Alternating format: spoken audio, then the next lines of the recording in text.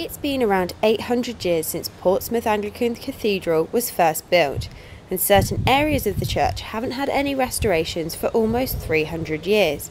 But the building, which has been a focal point in Portsmouth's history, has finally succumbed to water damage. One of the things that will happen with the restoration is that on the north side there'll be some water ducts that will have basically commemorative kind of lead work. It's going to have the dates of the centenary. You'll have 1914 and 2014 in commemoration of the 100 years since the First World War. So what that will consist of is some badly needed restoration to the tower, to the cupola. What that's going to consist of is some of the woodwork is rotted out and needs to be replaced, resurfacing some of the stonework, and also re-leading the cupola as well. The east wall, that's some of the oldest bits of the cathedral. That goes back to the medieval building, which was built in around 1180. And over the years, basically several centuries worth of kind of patching up of the wall, has basically left the wall looking rather unsightly, and actually, in some places it needs to be restored. So that's being resurfaced as well, and the roof being repointed.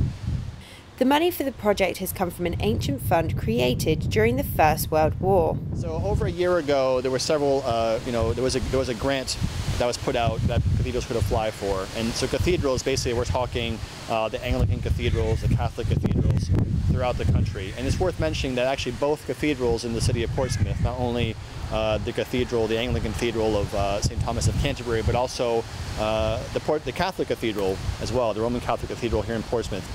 Both cathedrals actually receive money for that.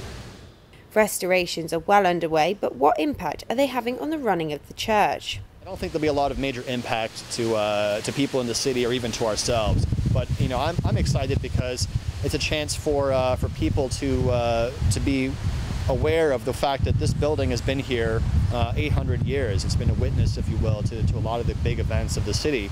And the tower itself was built in 1710, so it's definitely due for a bit of a refurbish.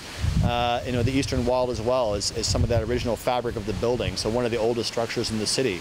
It'll be really exciting to see it get a new lease on life and basically take us forward, for the next several generations to come.